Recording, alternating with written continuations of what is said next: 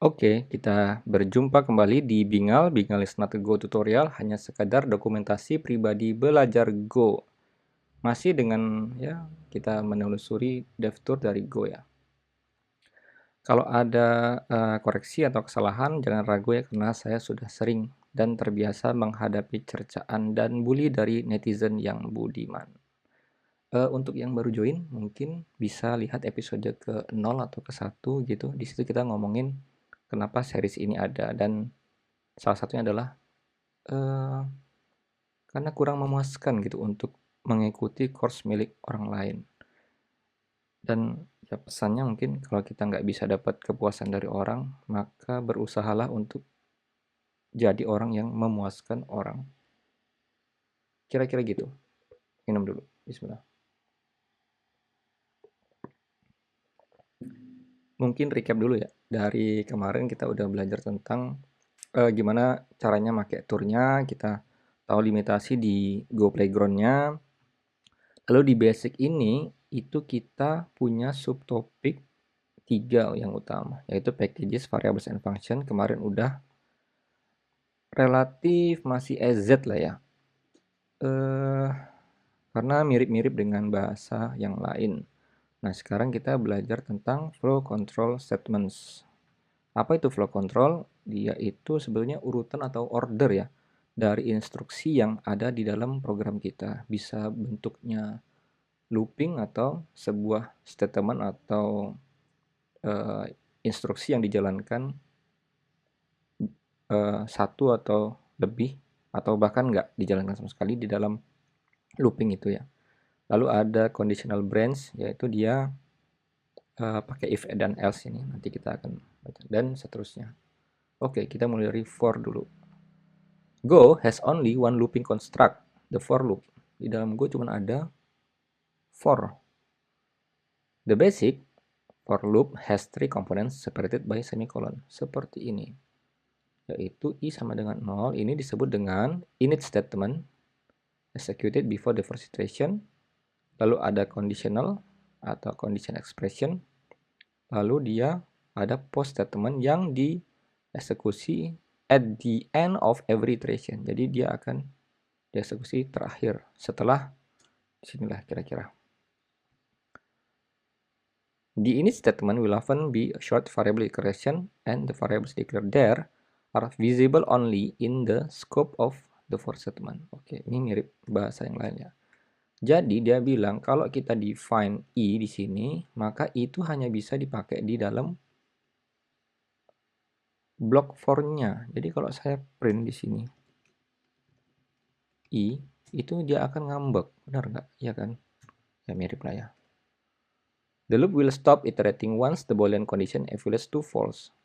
Dia akan keluar dari loopnya atau berhenti looping ketika condition expression-nya itu udah jadi false atau ini i-nya itu tidak kurang dari 10 lagi, bisa sama dengan 10 atau bahkan lebih dari 10. Jadi dia ini akan berhenti di i sama dengan 10. Berarti dia harusnya, coba kita run dulu, 45. Kayaknya coba saya cek 5 ya. Kalau dia sampai 5, berarti kan dia ngeprint 0. Sorry, dia akan ngesum ya. 0, 0, 1, 2, 3, 4. Nah, sampai di 5 dia break nih. Dia akan keluar dari loop. Berarti ini nggak dijumlahkan ke dalam sum. Karena dia itu hanya jumlah segini, berarti dia kan 10 ya. 1 tambah 2 tambah 3 tambah 4 tambah 0. 10. Kira-kira seperti itu. Coba gini ya. Ada keyword ini nggak? Break ini ya. Break ini dia akan memaksa eksekusi loopingnya itu keluar. Ya. Jadi ini kalau kayak gini dia harusnya sumnya akan 0. Karena apa?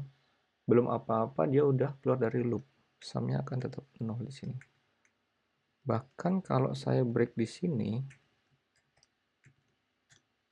itu harusnya dia juga 0. Karena ketika i-nya sama dengan 0, dia akan masuk ke dalam looping. Dan sumnya itu akan dijumlahkan dari i ditambah sum yang sebelumnya. karena 0 sum sebelumnya ditambah i-nya 0 juga, 0 tambah 0 ya 0. Terus dia break, keluar dari loop. Maka sum yang terakhir 0 tadi di print jadinya tetap 0. Kira-kira begitu. Ya kan? The loop will still enter once the boolean condition equal to false. Jadi selama ini dia tetap true, dia akan tetap looping. Catatan, tidak seperti C, Java, atau JavaScript, tidak ada, jadi dia nggak pakai kurung. Jadi kalau kita pakai kayak gini, dia apa? Ngambek. Nggak boleh ya, malah. Oke. Dan, apa nih? The braces are always required. Bentar. Jadi kayaknya kalau kita, walaupun dia cuma satu line ini ya, kalau di beberapa bahasa lain kan kalau nggak pakai braces atau kurung kurawal itu dia masih tetap bisa ya. Tapi ini nggak boleh katanya. Nah, kita harus tetap pakai walaupun ini cuma satu line. Dipaksa untuk pakai curly braces. Oke, kira-kira itu ya tentang loop. Kita lanjut. For continued. Di ini and post statement are optional. Oke, jadi initnya itu bisa ditaruh di sini. Ya enggak? Kan sama aja ya. Sum kurang dari 1000. Selama sumnya kurang dari 1000, dia akan terus menambahkan. Oke, kan jadi dia itu sebetulnya sumnya 1, nanti dia jadi 2, karena dia 1 tambah 1.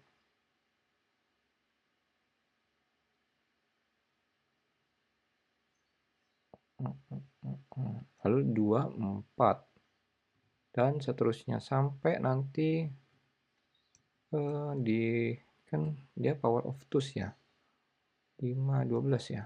12 nanti jadi 1024 kayak gini lah. Nah, saat 1024 dia akan break dari loopingnya karena udah melebihi dari 1000 dan ini udah evaluasinya udah bukan true lagi. Maka sumnya itu akan 1024, benar nggak? Oke ya. Kira-kira gitu ya. Menarik. For is goes while. Jadi kalau kita mau pakai while itu pakai for doang katanya.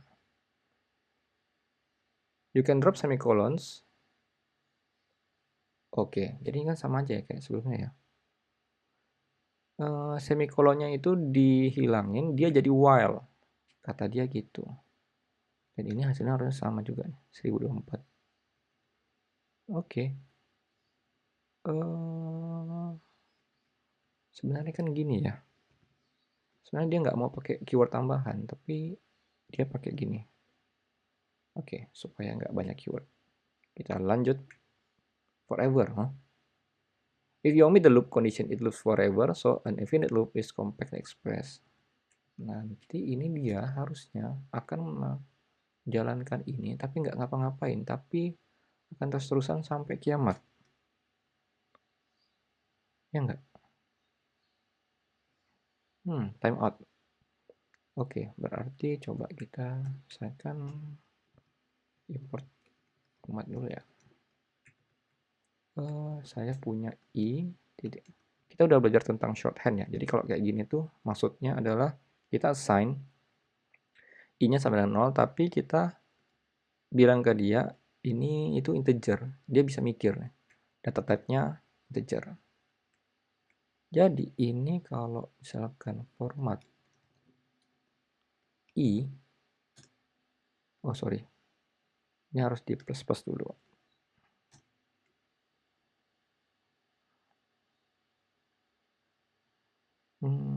Maka dia akan tetap time out, tapi dia akan ngeprint ya. Oke, itu dia, walaupun saya nggak tahu ya. Mungkin ini kayak while true gitu ya. While true nanti ada breaknya. Atau sih. Next, tentang if. Nah, ini conditional branches. Goes if statements are like its for loops. Dia tetap nggak perlu ada parenthesis, tapi tetap harus curly bracesnya dipakai. Contohnya gini ya. Jadi ini kalau saya pakaiin gini sebetulnya bisa-bisa aja, ya kan? Boleh. Cuman dia nggak recommend. Need not be kata dia. Kecuali misalkan gini ya. True. Kalau kayak gini dia akan selalu nggak usah. Jadi kalau dia itu minus ya, argumennya minus, dia akan otomatis nambahin i. Dan square rootnya tetap dihitung dari yang positifnya. Jadi ini harusnya dia akan jadiin square root dari 4 dicari dulu 2, lalu 2 itu ditambah dengan string i. Sehingga muncullah 2i ini. Oke, kita lanjut ya. If-nya mirip-mirip lah dengan bahasa yang lain. If with a short statement. Seperti for, if statement can start with short statement to execute before the condition. Oke, jadi di dalam if-nya itu bisa aja ada init statement. Namanya tadi apa? Short statement ya. Jadi sebetulnya ini, oke, jadi yang paling depan ini sebelum semicolon itu sebetulnya adalah gini sebetulnya. Ya enggak? Kita run dulu. Harusnya ya. Jadi di dalam Go itu kalau kita mau define variable yang hanya bisa dideteksi dipakai di scope-nya if ini, kita bisa pakai kata dia short statement. Try using v in the last return statement. Kalau saya print line v ini itu undefined karena apa? V-nya itu hanya diperkenalkan di dalam block if-nya. Kita nggak bisa pakai di luar scope itu. Oke. Ini kan gini ya. 3 pangkat power ya. 3 pangkat 2 karena dia itu 9 masih kurang dari limitnya yaitu 10, maka dia di print 9. Kalau dia lebih dari limit, maka return limitnya. Jadi 3 pangkat 3 ini 27 karena out of limit. Jadi yang di print adalah 20-nya. Oke, kira-kira seperti itu. Kita udah belajar tentang function ya. Next ya. If and else. Variables declared inside an if short statement are also available inside any of. Oke. Dia bilang v ini bisa dipakai juga di dalam else block. Contohnya seperti ini. Tapi tetap aja kita nggak bisa pakai v di sini, ya nggak? Karena ini udah outside of if blocknya. Oke, ini nggak ada comment slash gini, oh nggak bisa ya? Nggak ada shortcut keyboardnya. Ya cukup menarik. If and else masih lumayan bisa dipahami. Kita lanjut ke exercise. Agak panjang ya.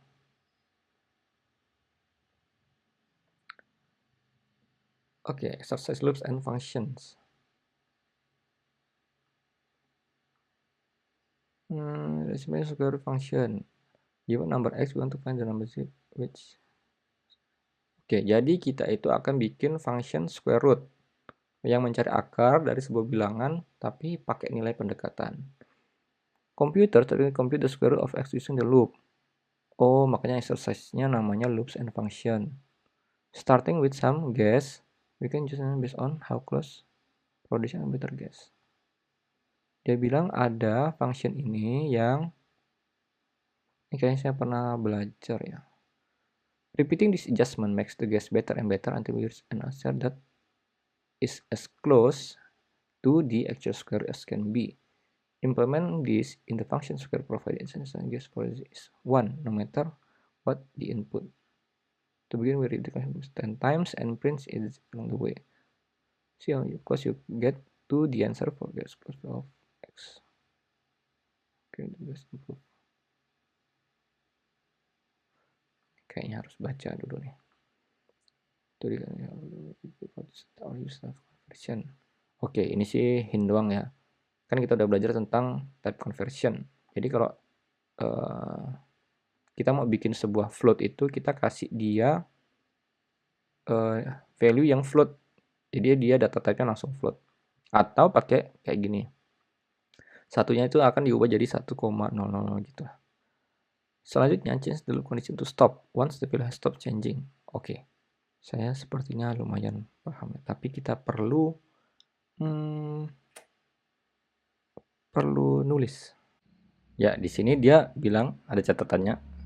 Jika kita tertarik dengan kenapa ada persamaan seperti ini, dia bilang itu namanya approach-nya itu namanya Newton's method. Walaupun ini itu dia yang nyiptain tuh bukan cuma Newton gitu, cuman kontribusinya gedean Newton, sama seperti kayak presiden sama wapres gitu lah. Mungkin akhirnya kan orang nggak ingat dengan siapa wapresnya gara-gara less contribute. Jangan ada tukang bakso di antara kita. Oke, saya coba jelasin sedikit tentang turunannya. Kenapa dia sampai ada function yang tadi ya. Z-nya itu dia, kan kita disuruh nebak berulang-ulang, makanya pakai looping, sampai nanti hasilnya itu akan mendekati nilai hasilnya. Mendekati hasilnya. Contoh misalkan sebuah function X ini adalah sebuah 4. Ini kan sebetulnya sama aja kayak gini ya. Kita dikasih persamaan X kuadrat sama dengan 4 ini kan. Kan kita bisa nebak nih, X-nya 2 sama min 2. Atau kalau misalkan X kuadratnya 9, oke 3. Tapi kita akan kesulitan kalau nilainya ini tuh nggak benar-benar bulat gitu. Misalkan 5 ya. Ini kan pasti 2, sekian ya. Nah, disitulah fungsi dari si Newton's methodnya itu. Dia akan memanfaatkan turunan supaya kita bisa punya hasil yang mendekati nilai aslinya. Nah, kata dia turunan itu kan didefinisikan sebagai kalau saya punya sebuah f aksen x atau turunannya itu adalah n dikali a dikali x, n-nya di minus 1. Berarti kalau kita ganti ya x kuadratnya tadi ya, x kuadrat, maka ini 2 karena turun ya ke sini. Ya kan?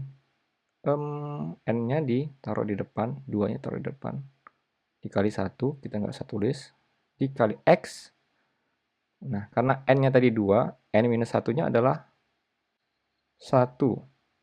Dan kita nggak usah tulis juga. Sehingga inilah turunan dari fungsi kuadratnya. Nah, maka didapatlah Z aksen itu Z minus persamaan aslinya, yaitu Z square minus X dibagi dengan nilai turunannya, yaitu 2x. Nah, ini kan sama ya dengan yang tadi dia kasih kita di sini. Nah, inilah kenapa persamaannya jadi seperti ini. Itu kalau kita pengen tahu tentang asal muasalnya. Nah, sekarang kita coba code-nya. Pertama kita define z-nya dulu, guessing-nya dulu ya. Dia bilang kalau mau nyoba-nyoba itu z-nya itu 1. Dan dia kasih kita clue di sini ya, karena si square root itu kayaknya dia perlunya float. Jadi kita pakai hint dari dia ini, z-nya itu 1,0. Lalu di sini ada loop. Loopnya itu tadi gimana? Initiate statementnya. Misalnya saya loopnya, dia suruh kita loop sebanyak 10 kali, ya kan? Repeat the calculation 10 times. Berarti saya punya i lah, misalkan i sama dengan 1 i kurang dari 10. Berarti kalau mau 10 kali harusnya ini dari 0 ya. 0, 1, 2, 3 sampai 9. I plus plus. Nah, di sini di dalam loopnya kita tinggal masukin function yang tadi. Z, ada variabel Z. Itu adalah Z minus Z kuadrat minus X dibagi dengan 2 dikali Z yang sebelumnya. Kira-kira kayak gini. Lalu hasilnya harusnya gini dong. Lalu dia bilang juga nih, see how close you get to the answer for various values of X. Jadi di sini kita bandingin ya dengan yang pakai square root yang pakai dari package math-nya. Salah. Jadi dia harus huruf besar ya, karena dia exported. Square root dari 2. Misalnya gini. Nah, ini harusnya benar nggak? Oh, oke. Cukup akurat ya. Ini yang function kita yang di atas, yang dari si package math. Bagaimana kalau kita print aja ya Z-nya? Format gini. Selama 10 kali dia nebak 1. Oh, gini. Jadi dia nebak 1,5. Jadi dari 1 bukan 1,5. Terus 1,411 bukan 1,4. Nanti dia itu akan semakin mendekati dengan value aslinya, yaitu ini. Nah, sampai 10 kali. Seandainya kita coba ya, ini jadi sebuah angka yang sangat blunder ya hasilnya. Dia harusnya, sama juga ya. Atau saya print Z-nya di sini, misalkan 10 kali.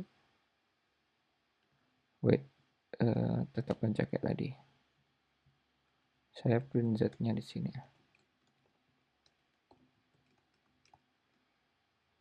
Jadi, kita nebak Z-nya tuh 1. Oh, enggak. Dia kalkulasi lagi Z-nya 5. Oh, bukan. Baru, ini deket nih, 3,4. 3,022. Lanjut terus sampai mendekati, 3, baru dia tuh nggak akan berubah. Dia kan bilang ya, once the value has stopped changing. Nah, kalau value-nya ini udah nggak terlalu berubah banyak, maka itu sebenarnya hasilnya. Maka square root dari 9 adalah 3. Kira-kira seperti itu. Ini kayaknya udah terlalu lama. Mungkin itu aja dari flow control ya. Next kita akan lanjut ke switch. Oke, terima kasih.